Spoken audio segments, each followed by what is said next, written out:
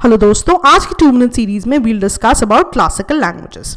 देखो, एक तो हमारी शेड्यूल लैंग्वेजेस है, आपको पता है 22। इनके अलावा 6 ऐसी लैंग्वेजेस है जिनको अपनी रिच हेरिटेज और कल्चर और इंडिपेंडेंस की वजह से इंपॉर्टेंस दी जाती है, इसलिए इनको अलग से कल्चरल लैंग्वेजेस का नाम दिया गया है। तो इसका क्राइटेरिया है कि कौन सी लैंग्वेज क्लासिकल लैंग्वेज कहलाती है। तो सबसे पहले क्या हुआ कि तमिल एकेडमिशियंस ने बोला तमिल एक ऐसी लैंग्वेज है which is associated with the rich heritage and culture of India, किसी और लैंग्वेज से डिराइव नहीं है, it's very important in terms of Indian culture, इसलिए इसको अलग से अपार्ट फ्रॉम शेड्यूल लैंग्वेजेस एक क्लासिकल लैंग्वेज का हिस्सा बनाना चाहिए। क्योंकि ऑब्वियसली कोई अगर एक लैंग्वेज क्लासिकल लैंग्वेज बनेगी तो उसको कुछ अपने पर्क्स भी मिलेंगे बिकॉज ऑफ द लैंग्वेज की इंपॉर्टेंस।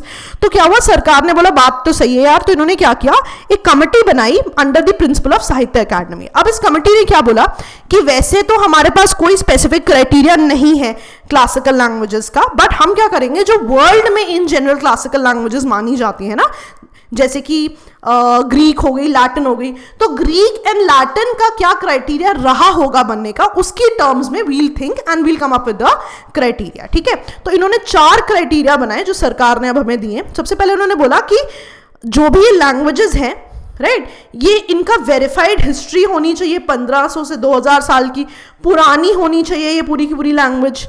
जितना भी इसका लिटरेचर है, राइट, वो as a valuable heritage consider किया जाना चाहिए। ये पर्टिकुलर लैंग्वेज यूनिक होनी चाहिए और किसी और लैंग्वेज से इसका कोई एसोसिएशन नहीं होना चाहिए ना। क्योंकि ये लैंग्वेज मॉडर्न लैंग्वेजेस से डिफरेंस है, तो देयर इज अ पॉसिबिलिटी कि जब ये क्लासिकल लैंग्वेज बनी थी और जो इसका प्रेजेंट फॉर्म है उसमें कुछ ना कुछ डिसकंटिन्यूटी हो, कुछ डिफरेंसेस हो। ठीक है, फिर अब तुम्हें याद रखना है कि प्रेजेंट क्लासिकल लैंग्वेजेस कौन कौन सी हैं और कौन सी किसके बाद आई। तो सीक्वेंस याद रखना इज योर रिस्पॉन्सिबिलिटी। याद रखने का तरीका मैं बता देती हूँ। जो हमारी 4 साउथ की नीचे वाली स्टेट्स हैं, कौन कौन सी, आंध्रा, कर्नाटका, तमिलनाडु एंड केरला, उनकी 4 लैंग्वेजेस है। सो तेलंगाना यहाँ पे मेंशन नहीं है। ठीक है, so Andhra, Telugu, Karnataka, Kannada, Tamil Nadu is Tamil and Kerala is Malayalam. ठीक है, सो 4 लैंग्वेजेस कौन कौन सी, तमिल, कन्नड़ा, तेलुगु एंड मलयालम, ये 4 लैंग्वेजेस आप याद रखोगे। इसके बाद आप याद रखोगे संस्कृत, तो वैसे आपको याद रहेगा, one of the very important part of our culture, right. Additional जो आपको याद रखना है that is Odia. Make sure you remember the sequence at least. ठीक है, अब मान लो तमिल एकेडमिशियंस ये तो चाह रहे थे कि भाई किसी एक लैंग्वेज को, उनकी लैंग्वेजेस को क्लासिकल लैंग्वेजेस का दर्जा मिले ताकि उस लैंग्वेज को प्रमोट करने में उनको मदद मिले, राइट, कुछ बेनिफिट्स हो। इसका मतलब है अगर कोई भी लैंग्वेज क्लासिकल लैंग्वेज बन जाती है तो उसके कुछ बेनिफिट्स होते हैं। क्या बेनिफिट्स है? सबसे पहले तो जो भी क्लासिकल लैंग्वेज होगी उसका जो स्कॉलर्स होंगे उनको 2 इंटरनेशनल अवार्ड्स मिलेंगे हर साल एनुअली।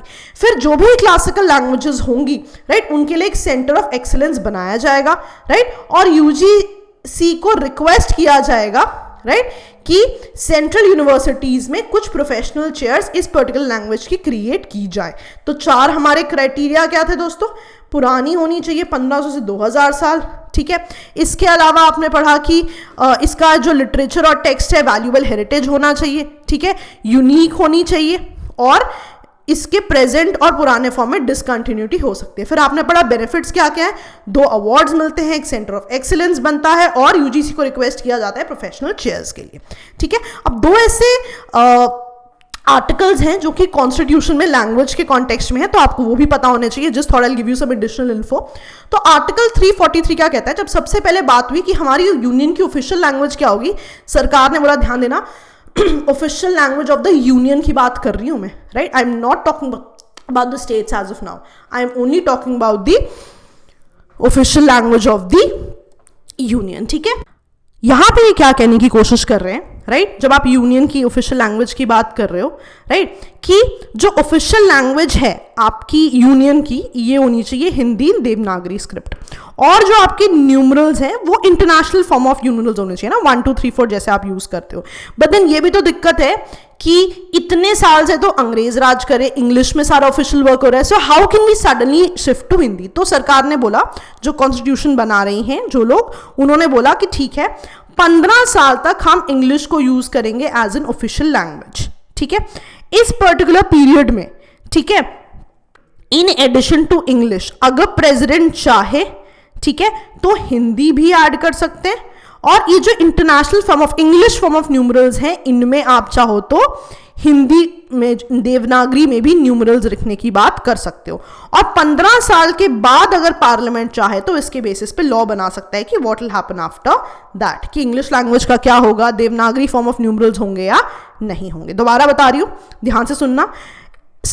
कॉन्स्टिट्यूशन कह रहा है आर्टिकल 343 के अंदर कि ऑफिशियल लैंग्वेज यूनियन की क्या होगी, हिंदी देवनागरी स्क्रिप्ट होगी, और जो नंबर्स हैं वो इंटरनेशनल फॉर्म, इंग्लिश फॉर्म जो आप कहते हो नंबर्स का ना 1 2 3 4, उसमें यूज होंगे।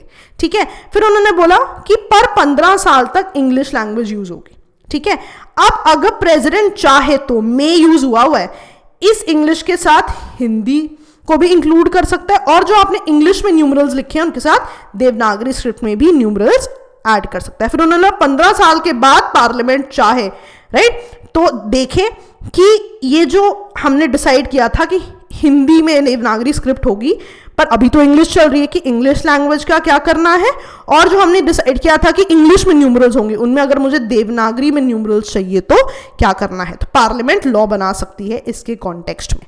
ठीक है, आर्टिकल 351 कहता है कि to promote the spread of Hindi language किसका काम है, यूनियन का काम है। तो ऐसा आपको क्वेश्चन आ सकता है कि who is responsible to promote the spread of English language, union, state, union and state. तो आपको पता होना चाहिए कि ये काम किसका है, यूनियन का है। ठीक है, let's revise the whole thing, right. सबसे पहली कॉल किसने दी थी क्लासिकल लैंग्वेजेस के लिए, तमिल अकेडमिशन के लिए, राइट। अकेडमिशियंस ने, कमिटी किसके अंडर बनी थी, अंडर द प्रिंसिपल ऑफ साहित्य academy, right. They came up with 4 criteria. पहला क्या था, ओल्ड होनी चाहिए 1500 से 2000 साल तक। ठीक है, इनके जो भी टेक्स्ट या लिटरेचर है वैल्यूएबल हेरिटेज होने चाहिए, language has to be unique, और इसके पुराने फॉर्म्स और मॉडर्न फॉर्म्स में कुछ डिसकंटिन्यूटी हो सकती है, राइट। कौन सी लैंग्वेजेस हैं जो फिलहाल है, right, Tamil, Telugu, Malayalam, Kannada, Sanskrit and Odia. Sequence आप अपने हिसाब से याद करोगे। बेनिफिट्स क्या है, मैंने बताया था 2 इंटरनेशनल अवार्ड्स मिलेंगे, सेंटर ऑफ एक्सीलेंस बनेगा, और यूजीसी को रिक्वेस्ट किया जाएगा कि प्रोफेशनल चेयर इस पर्टिकुलर लैंग्वेज के लिए एटलीस्ट सेंट्रल यूनिवर्सिटीज में बनाई जाए। ठीक है, इसके बाद मैंने आपको 2 आर्टिकल्स बताए हैं, 343 एंड 351। 351 में मैंने बोला था इस English language, sorry, Hindi language को, रादर देवनागरी जो लैंग्वेज है आपकी, इसको स्प्रेड करने की रिस्पॉन्सिबिलिटी यूनियन की है। 343 में मैंने बोला कि कॉन्स्टिट्यूशन में लिखा हुआ है कि हमारी ऑफिशियल लैंग्वेज हिंदी होगी और न्यूमरल्स हमारे इंटरनेशनल फॉर्म में होंगे। ठीक है, पर 15 साल तक ऑफिशियल लैंग्वेज के लिए इंग्लिश का यूज किया जाएगा। अगर प्रेसिडेंट चाहे तो इंग्लिश के साथ देवनागरी स्क्रिप्ट पे यूज को भी प्रमोट कर सकता है, और न्यूमरल्स के लिए भी हिंदी फॉर्म को प्रमोट कर सकता है, right, writing the numerals in Devanagari script. फिर उन्होंने बोला 15 साल बाद अगर पार्लियामेंट चाहे तो बेसिक चीज क्या थी कि हिंदी यूज होगी, कह रहे हिंदी के साथ साथ इंग्लिश का क्या चाहते हैं उसके लिए लॉ बना सकते हैं, और इंटरनेशनल फॉर्म ऑफ न्यूमरल्स की जगह आप Indian form of Devanagari script में न्यूमरल्स के बारे में भी आप एक लॉ बना सकते हो। ध्यान रखना, प्रेसिडेंट और पार्लियामेंट में बोला हुआ है, मस्ट नहीं बोला हुआ है, सो दे may if they want to. ठीक है, ओके। यूपीएससी 2014 में बहुत ही सिंपल सवाल आया हुआ दोस्तों, तो which of the following have been declared as classical languages. ठीक है, आपको पता है कन्नड़ा और तेलुगु आंसर है, गुजराती नहीं है, और आंसर इज 2 and 3 ओनली। चलो, I hope this was helpful दोस्तों। That will be all, thank you, bye bye.